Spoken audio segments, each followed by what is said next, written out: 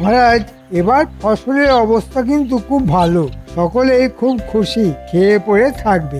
এই যে ভালো ফসল হলো তার পিছনে আমার অবদান কিন্তু সবচাইতে বেশি। তাই আমার মাসোহারাটা যদি একটু বাড়িয়ে দেন তো ভালো হয়। মহারাজ, চাষবাস করার জন্য কিছুটা বুদ্ধি তো চাই মহারাজ। মন্ত্রীর সেটাও আছে কিনা আমি জানি না। মহারাজ, আমি তো চাষই করি, আপনি সেটা দেখতেও পান। এত বড় একটা রাজ্য চালাতে মাথায় চাষ করতে হয় না? মহারাজ, মন্ত্রীর মাথায় ওই গোলাপ চাষ খুব ভালো হবে মহারাজ। দেখলেন দেখলেন মহারাজ, গোপালের সঙ্গে আমার যতই শত্রুতা থাকুক, সেই গোপাল পর্যন্ত বলল আমার মাথায় গোলাপ চাষ ভালো হবে। মন্ত্রী মশাই বোধহয় জানেন না যে গোলাপ চাষে গোবর সার কাজ দেয় সবচাইতে বেশি। কার মাথায় গোবর বেশি তা নিশ্চয়ই মহারাজ জানেন। আচ্ছা গোপাল, তোমায় আমি দেখে নেব। প্রকাশ্য রাজসভায় তুমি আমায় অপমান করলে, সেই শোধ আমি নেব। তাহলে মন্ত্রী, আগে চাষবাসটা শিখে নাও, তারপর তো মন্ত্রিত্ব।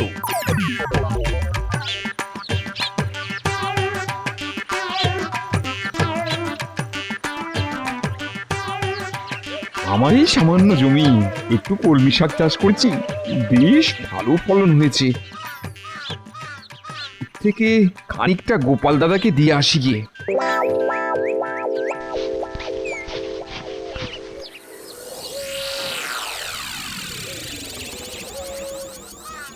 বহুদিন দাবা খেলিনি, কিন্তু কার সঙ্গে খেলবো? ধুস, কবে যে গুলটে পুঁটিরা বড় হবে দাবা খেলতে পারবে কে জানে বাবা। গোপাল দাদাকে নিজের ক্ষেতে শাক খাওয়াতে পারবো ভেবে খুব ভালো লাগছে। আরে মন্ত্রী মশাই মনে হচ্ছে এদিকেই আসছে। কি খবর পুঁটির বাবা, এত শাক নিয়ে কোথায় যাচ্ছ? নিজের একটা ছোট্ট জমি আছে, সেখানে কলমি শাকের চাষ করেছিলাম, সেই শাক থেকেই কিছুটা গোপাল দাদাকে দিতে যাচ্ছি। বাহ বাহ বাহ বাহ, বেশ ভালো চাষ করো তো তুমি। কি ভালো কলমি শাক! তা তুমি কি আমার জমিতে চাষ করবে? আমার 3 বিঘে জমি আছে। একটা জমিতে আখ চাষ হবে, আর একটা জমিতে ধান। দেখো পুঁটির বাবা, অর্ধেক ভাগেও যদি তোমার না পোষায় তবে আমি অন্য লোক খুঁজবো। না না, আপনার মতন উদার জমির মালিক আমি কখনো দেখিনি। আমি আপনার শর্তে রাজি। তা কবে থেকে চাষ শুরু হবে? আমার মনে হয় কাল থেকে শুরু করলেই ভালো হয়। ঠিক আছে ঠিক আছে, কাল সকাল থেকেই আমি চাষ শুরু করব।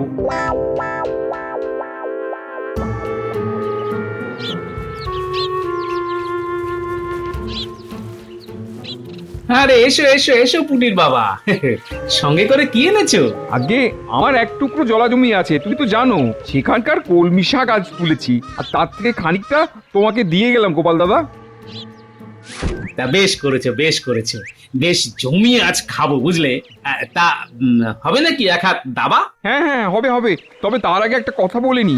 রাস্তায় মন্ত্রী মশাইয়ের সঙ্গে দেখা হয়েছিল, তিনি বললেন তার জমিতে চাষ করতে। আমার হাতে এখন কোনো কাজ নেই, তাই রাজি হয়ে গেলাম। ঠিক করেছি তো? হাতে যখন কোনো কাজ নেই তখন যা করবে সেটাই ঠিক। তবে হ্যাঁ, তবে মন্ত্রীকে তো আমি চিনি, একটু সাবধানে দরদাম করে নিও কেমন?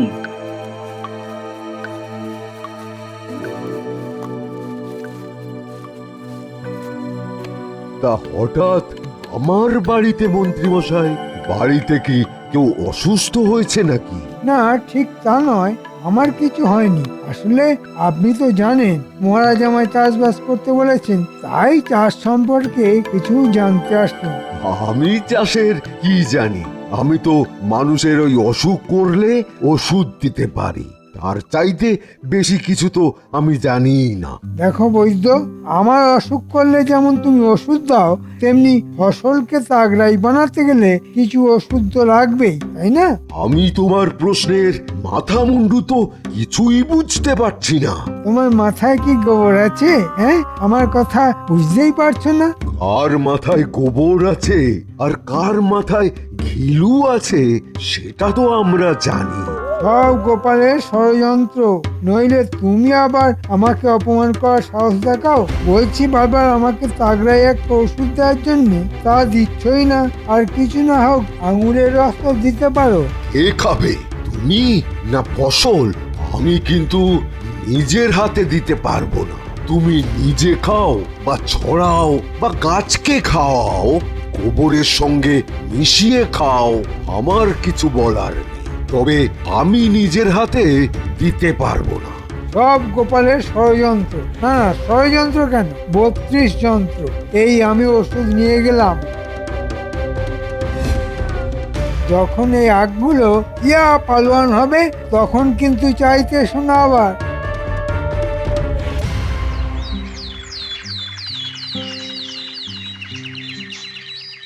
মন্ত্রী, শুনলাম তুমি নাকি চাষবাস করছো। বাহ বাহ বাহ, শুনে তো খুব খুশি হলাম। হ্যাঁ মহারাজ, চাষের মধ্যে যে এত আনন্দ তা আগে জানতাম না। বাহ, গোবরে তাহলে পদ্ম ফুল ফুটছে। মহারাজ, গোপালের অপমান কিন্তু রোজ বাড়ছে। আপনি একটা বিহিত করুন। গোপাল, কথায় কথায় মন্ত্রীকে এভাবে অপমান করাটা কিন্তু ঠিক নয়। মহারাজ, এই ব্যাপারে আমি একটা কথা বলতে পারি? হ্যাঁ হ্যাঁ, নিশ্চয়ই পারো। বলো বলো, তোমার প্রশ্নটা কি? মন্ত্রী মশাই চাষবাসের ব্যাপারে এতটাই পণ্ডিত, তিনি কাল আমার কাছে এসেছিলেন ওই মহাদ্রাক্ষারিষ্ট নিতে। তা এতে এমন কি অপরাধ আছে তা তো বুঝতে পারলাম না বৈদ্যমশাই। মন্ত্রী চাষবাস করছে, তার তো গায়ে বল বাড়াতে হবে। মহারাজ, মন্ত্রী মশাই এইসব বলবর্ধক ওষুধ নিজের জন্য নিচ্ছেন না। মন্ত্রীর বাড়িতে নিশ্চয়ই অসুস্থ কেউ আছে। না মহারাজ, সেটাও নয়। মন্ত্রী তার জমিতে ফলন বাড়ানোর জন্য মাটির সঙ্গে এই সব ওষুধ মেশাচ্ছেন। একেবারে অভিজ্ঞ চাষির মতোই চাষে পণ্ডিত হয়ে গেছেন আমাদের মন্ত্রী মশাই। গোপাল, এতে তোমার এত হাসি পাওয়ার কোনো কারণ নেই। তোমার মতো সবাই হাতি নয় যে একাই সব খেয়ে ফেলবে। মাটিকেও কিছু দিতে হয় মহারাজ। তাই আমি ঠিক করেছি, ফলের আগে মাটিকে দ্রাক্ষারিষ্ট আর সারিবাদী সালসা খাওয়াবো। এটা কি অপরাধ? তার চাইতে এই সব ওষুধ তুমি খাও মন্ত্রী, তাতে চাষেরও লাভ হবে। মাটির খাদ্য তালিকায় রাজবৈদ্যের তো বলবর্ধক ওষুধ নেই। তুমি মাটির জন্য অন্য খাবার সংগ্রহ করো, কাজে লাগবে।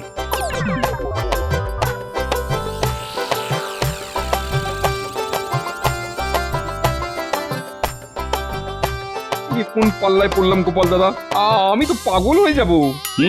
কাজটা হাতে নেওয়ার আগে তো আমার সঙ্গে পরামর্শ করনি। এখন কি আর করা যাবে বলো? তা বলে মাটিতে বলবর্ধক ওষুধ দেবো? যা মানুষের খাওয়া উচিত তা খাবে মাটি? এটা মেনে নেওয়া যায়? নিতে হবে, তবে সাবধানে থাকবে। মন্ত্রী মশাই লোকটা কিন্তু খুব সুবিধের নয়, বুঝলে? এখন অপেক্ষা করতে হবে কবে ধানের শীষ আসে, আখ কাটার সময় না আসে।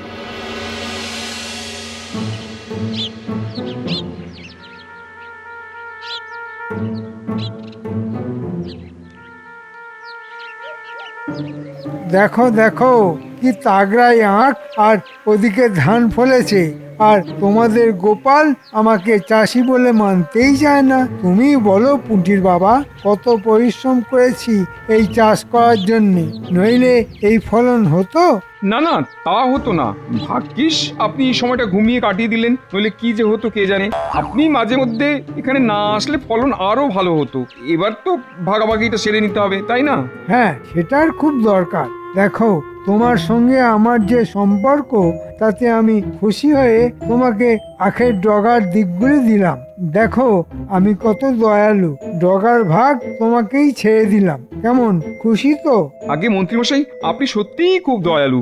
নিজে খারাপ দিকটা নিয়ে আমায় ভালো দিকটা দিলেন। তাহলে ধানের ভাগ কি করে হবে? কেন, আখের ক্ষেত্রে যা হয়েছিল ঠিক তার উল্টোটা হবে।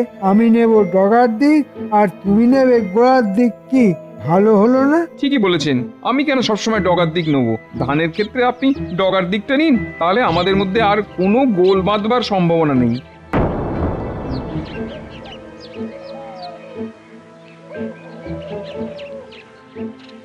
দাবার ছক সাজিয়ে বসে আছি, পুটির বাবার দেখা নেই। আচ্ছা, কতক্ষণ এভাবে থাকা যায়? না, পুটির বাবাকে ভালো খেলা শিখিয়েছি, কিন্তু বিষয় বুদ্ধি শেখাতে পারিনি। ওদিকে ওর মনই নেই, তো শিখবে কি? ওই তো এসে গেছে। কি গো পুটির বাবা, কি নিয়ে এলে? আগে গোপাল দাদা, মন্ত্রী লোকটার মনটা কিন্তু ভালো। সেই যে আখ চাষ করেছিলাম না, সেই আখের অর্ধেকটা নিয়ে আসলাম। কি ভালো লোক, আমায় আখের ডগাটা দিয়ে নিজে গোড়ার দিকটা নিল। আজকের দিনে এমন লোক পাওয়া খুব ভাগ্যের ব্যাপার, তাই না? না না, এরকম লোক চিরকালই ছিল। যেমন তুমি আমার সঙ্গে দাবা খেলেও তোমার বুদ্ধি শুদ্ধি একটুও পারলো না। কেন, আমি ভুলটা কি করলাম? আখের ওপরের দিকটা থাকে শুধু পাতা, আর গোড়ার দিকে থাকে রস। তোমার হাতে শুকনো ডান্ডা আর কিছু পাতা দিয়ে ওই মন্ত্রী বেটা আসল রসের দিকটাই নিয়ে নিয়েছে গো। যাও, তোমার হাতের আখ নিয়ে জঙ্গলে ফেলে এসো। আর কিচ্ছু করার নেই গো পুটির বাবা। আমাকে এতদিন খাটিয়ে কয়েকটা পাতা আর শুকনো ডান্ডা দিয়ে মন্ত্রী মশাই এত বড় চালাকি করলো। গোপাল দাদা, এর একটা প্রতিকার করতে হবে। ধানের ব্যাপারে এই রকম কিছু করতে পারবে না। আমি ওখানে গোড়ার দিকটা নিয়েছি, এবার মন্ত্রী মশাই নাকাল হবে। এটা আর গোপাল দাদাকে বললাম না। বেশ তো বোকা বানালেন আখের বেলা। নিজে রসালো গোড়াটা নিয়ে আমাকে দিলেন ডগার শুকনো দিকটা। ধানের বেলা কিন্তু সেটি হবে না। আমি নেবো গোড়ার দিক আর আপনি নেবেন আগার দিক, ঠিক আছে? দেখো পুটির বাবা, আসলে তোমার ভাগ্যটাই খারাপ। দু ধরনের আখ হয়। এক ধরনের আখে ডগাটা রসে ভরা থাকে, আর এক ধরনের আখে গোড়ায় রস থাকে। তা আমি কি করে জানবো যে তোমার লাগানো আখের গোড়ায় রস আছে, আগায় শুধু পাতা? এবারে ধানের ভাগ হোক, তারপর বুঝবো কত ধানে কত চাল।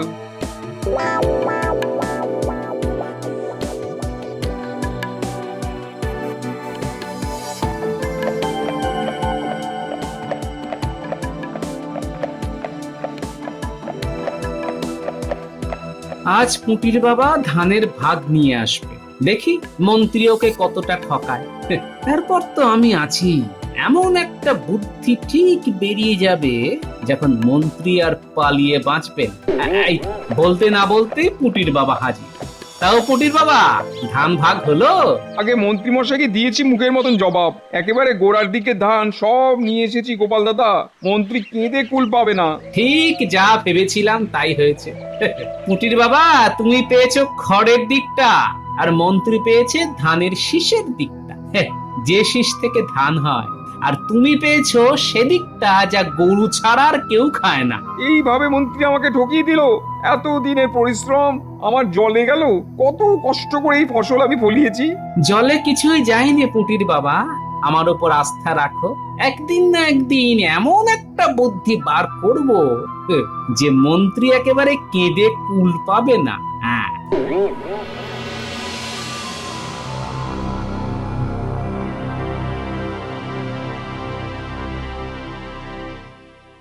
গোপালের সঙ্গে খুব পিত না? দিয়েছি একেবারে নাক ঘষে। রাজসভায় যে অপমান করেছে গোপাল, তার একটা জবাব দিলাম মাত্র।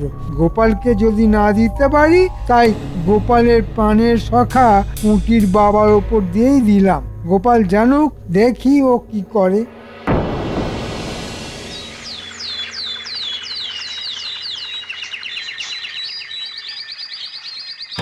গিন্নি, গিন্নি, ও গিন্নি, আরে দেখো তোমার জন্য কি এনেছি।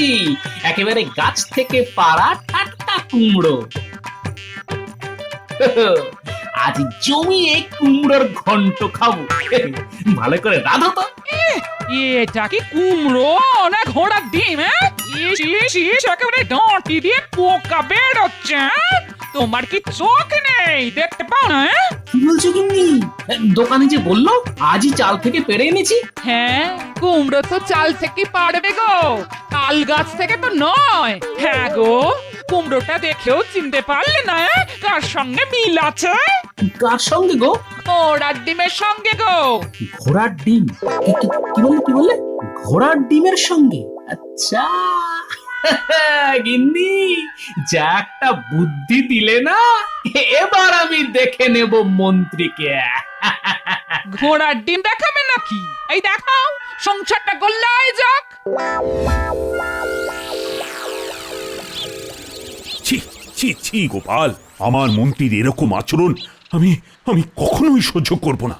এইভাবে পুটির বাবাকে ঠকিয়ে দিল মন্ত্রী। আমার রাজ্যে সবাই সমান। সে মন্ত্রী বলে আমি তাকে অপরাধের পরও রেহাই দেব, তা তো হতে পারে না গোপাল। মহারাজ, কেউ ঠেকে শেখে, কেউ দেখে মন্ত্রীকে শায়েস্তা করার জন্য ওকে এমন শাস্তি দিতে হবে যাতে সে কোনোদিনও ভুলতে না পারে। আমি তো মন্ত্রীকে সেরকম শাস্তি দিতে চাইছি। মহারাজ, মন্ত্রীকে শুধু শাস্তি দিলে হবে না, তাকে বুদ্ধির লড়াইতে পরাস্ত করতে হবে। হ্যাঁ, আপনাকে আমার দুটি অনুরোধ আছে। এক, আমাকে একটা ঘোড়া ধার দিতে হবে, আর দ্বিতীয়টা হলো কাল যদি দয়া করে রাজসভায় ঘোষণা করে দেন যে সভার সদস্যরা যদি তাদের ঘরের সবচাইতে দামি দুটো সম্পদ আপনাকে দেখাতে পারে, তবে সেই একই জিনিস তাকে দ্বিগুণ ফেরত দেওয়া হবে। আর এমন কি কাজ? তুমি ঘোড়াশালা থেকে একটা ঘোড়া আজই নিয়ে যাও, আর কাল না হয় আমি তোমার মতো ঘোষণাটা করে দেব, খুশি? কিন্তু তাতে কি মন্ত্রী শাস্তি পাবে?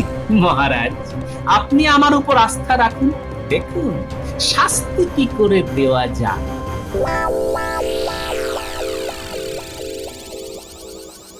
সাদা রং এনেছিস গুলটে? হ্যাঁ, নিয়ে এসেছি, এই দেখ না।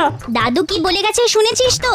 এই কুমড়োটাকে এমন ভাবে সাদা রং করতে হবে যেন বোঝাই না যায় যে এটা একটা কুমড়ো। হ্যাঁ রে বাবা, এভাবেই করছি। দাদু নিজেই চিনতে পারবে না যে এটা আগে কুমড়ো ছিল।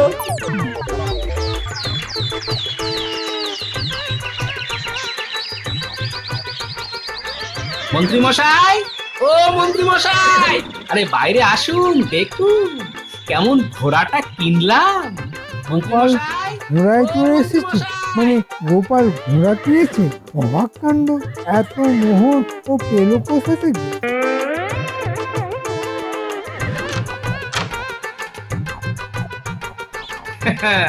ঘোড়াটা কেমন হয়েছে বলুন তো মন্ত্রী মশাই? ভালোই, কিন্তু অনেক খরচা পড়ে গেল তো। হ্যাঁ, তা একটু তো পড়বেই। আমি দামি ঘোড়াটা একটু বেশি দাম দিয়ে কিনলাম, বুঝলেন। চড়বো যখন তখন ভালো ঘোড়াতেই চড়বো। হ্যাঁ হ্যাঁ, তা ভালোই গোপাল। এরকম একটা ঘোড়া কেনার খুব ইচ্ছে আমার আছে। কোথায় পাওয়া যাবে বলো তো? কেন, ও তো শেখ আলমের কাছে। তার ঘোড়াশালাটা একদম নগরের পূব দিকে, বুঝলেন। আজ রাতেই যাব, গিয়ে একটা ঘোড়া কিনতেই হবে। একটা নয়, দুটো কিনবো। তাহলে মহারাজ আমায় 4টে ঘোড়া দেবেন। গোপালের চাইতে বেশি ঘোড়া হবে আমার।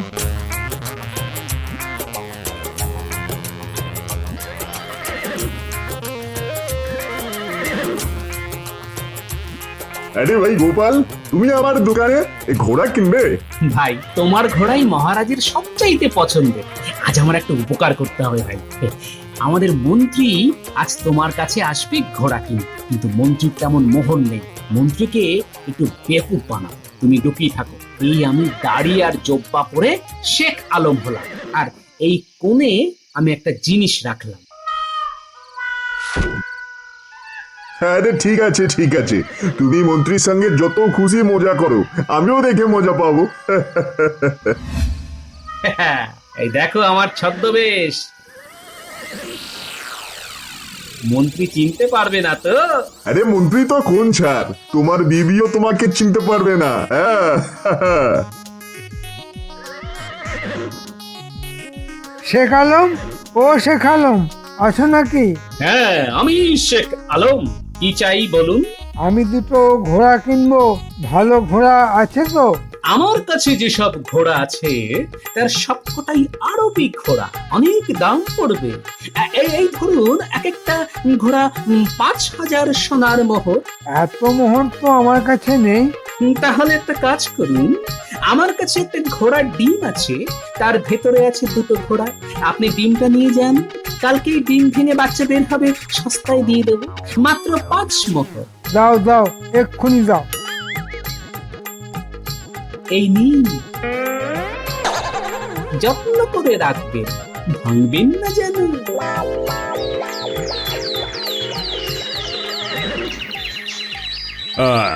আমার ঘোষণা মতো আজ সবাইকে তার সেরা সম্পদ আনতে বলা হয়েছিল। তা সবাই কি এনেছে? আগে হ্যাঁ মহারাজ, আমি এনেছি। গোপাল, তুমি এনেছো? নিশ্চয়ই মহারাজ, আমার ঘোড়া বাইরে আছে, আপনি দেখে আসতে পারেন। মন্ত্রী, তুমি আগে তোমার সম্পদ দেখাও। আমি তোমার আনা জিনিসটা দেখতে খুব উৎসাহিত বোধ করছি। এই যে মহারাজ, আমি একটা ঘোড়ার ডিম নিয়ে এসেছি। এর মধ্যে দুটো ঘোড়া আছে। আজই ওরা ডিম ফুটে বার হবে। একটু অপেক্ষা করুন, দেখতে পাবেন। এবার আমাকে 4টে ঘোড়া কিন্তু দিতে হবে মহারাজ। নিশ্চয়ই নিশ্চয়ই, ঘোড়া যদি ডিম পারে তবে তোমাকে 4টে কেন 400 ঘোড়া আমি দিতে পারি। গোপাল, মন্ত্রীর ঘোড়ার ডিমটা আমার হাতে দাও তো।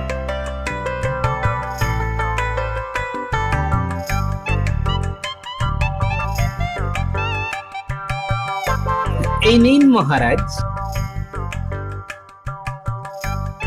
মন্ত্রীর বহু মূল্যবান ঘোড়ার ডিম। গোপাল, এবার পুঁটির বাবাকে ডাকো, আমার দরকার আছে। শোনো পুঁটির বাবা, মন্ত্রীর মাথায় এই ঘোড়ার ডিমটা ভাঙো।